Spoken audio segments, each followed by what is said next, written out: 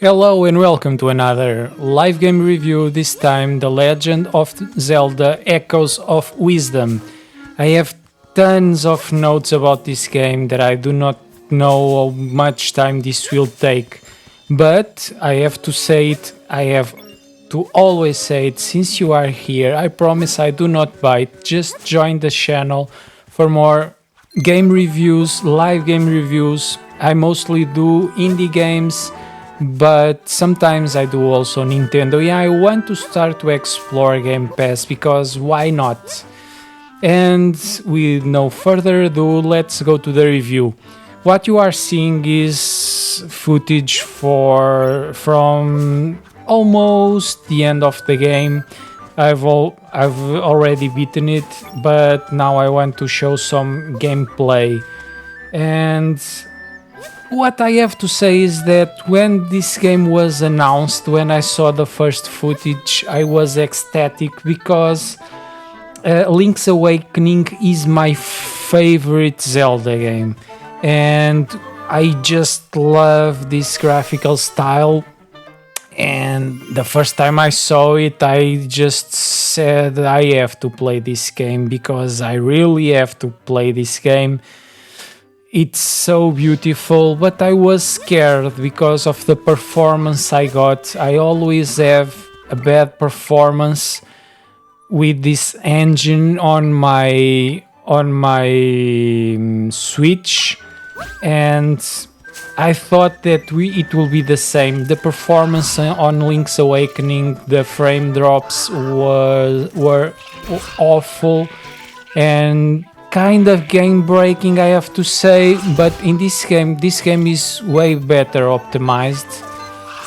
So my game experience was way better.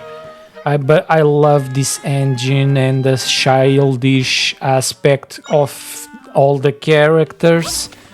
It gives the game a very proper charm, and to help everything, all the sounds and the music are perfectly recognizable, so you will always feel at home playing this game. More, this game finally, and this has to be said, puts Zelda in the place she deserves as the main protagonist of the game, and that helps with the change on the game style that would be hard to explain if Link was the main character. In this game, we just copy objects and enemies to create echoes that we use. There is these enemies that I'm creating now, that we use to beat puzzles and to fight with enemies, and that creates a very different game style. My first everything when I play Zelda, I just want to beat all the enemies, to beat all of them into the ground. And with this game, we cannot do that. We play more in the background, and we have to let the echoes do the hard work for us. And that at the beginning it's a bit underwhelming, but after a while we get used to it, and it becomes like second nature for us, and we forgot about the rest very quickly, I have to say. And we forget that we can also fight we have also the ability to fight. We can transform, and we have the powers that we usually have for Link, but we forgot that we can use it, and we can only use it for a short while. We use it on the bosses most of the time, but during the rest of the gameplay we forgot that we can use it. The overworld is very it's not very, it's open world, but it's not very big, so we can explore it on foot easily. The fast travel is very generous, and we can go almost everywhere in the map, so we can fast travel and save some time. And to solve all the puzzles, I have to say that some of the items are more valuable than the others, and I guess that will depend on each player and their preferences, but the meme of the bed is real, because the bed can be used on most, solving most of the puzzles in one way or the other. But if you play always in the same way, um, you will find it very hard to solve the puzzles on some of the dungeons. The puzzles are very creative and original, and some of them can be challenging, as I've said previously. You have to think out of the box, but most of them are quite easy and very intuitive to solve, because they come after you get the term some echo, and then they will explain you how to use it. Now, the story. I've listened to the criticism online, but for me, The Legend of Zelda Echoes of Wisdom is a fully fledged main entry on the franchise. The story seems to me to be a prequel to the first The Legend of Zelda, because there's no Ganon and the Triforce does not have that name still, as well as the Deku Tree. But I've liked it a lot. The length of the game was good, also since the game did not overstay its welcome, and so I was always very. Oh, oh! It cannot be this. I have to solve this in other way. How can I do it? This is a proper puzzle, I guess. Let me check.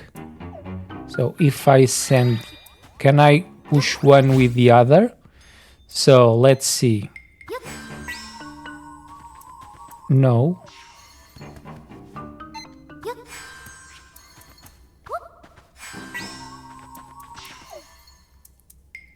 Oops.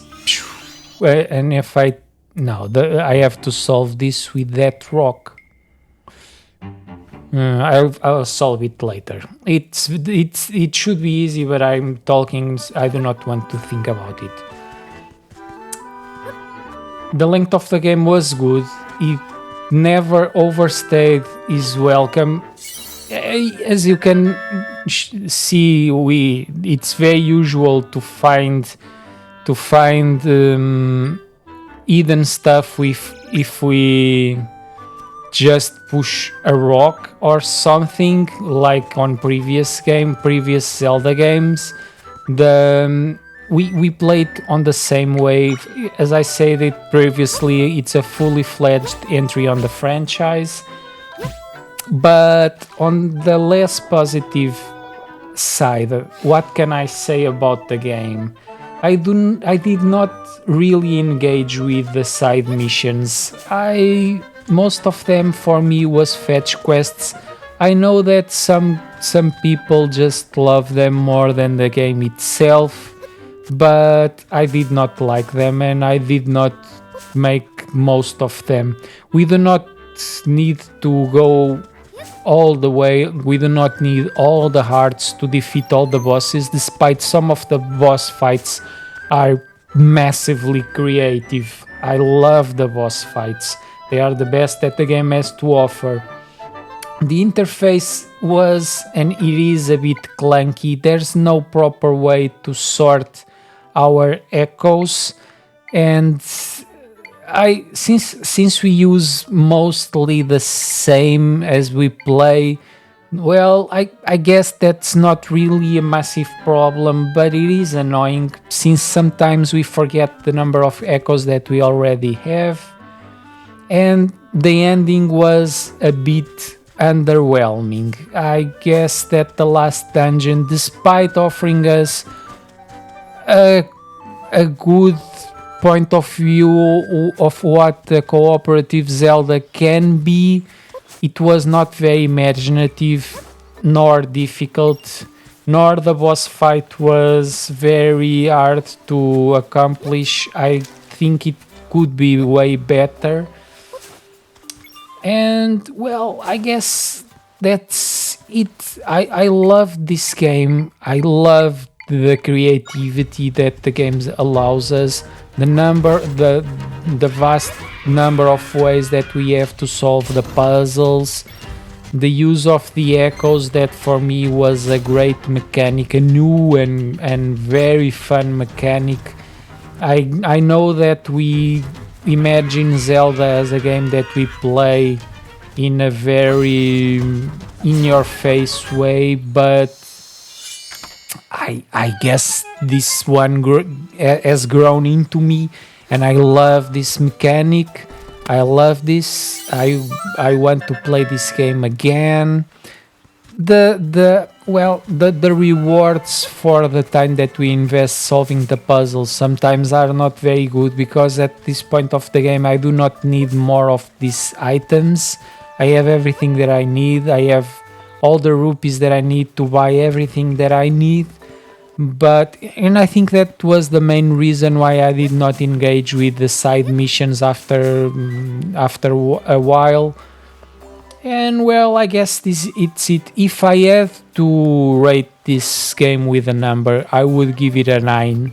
It's not a 10 of it is not, but it is a very very very fun and well built Zelda game, and I cannot wait for a sequel. I know that this game was just released, but it was so good, so creative, so imaginative. I also understand why some people do not like it a lot, but it is right upon my alley. I will not stole more time from you. This is my review. There's nothing more to say about the game that I remember. So I fully recommend it. Go for it. It's great. It's awesome. I love it. So, see you next time, everyone. Bye.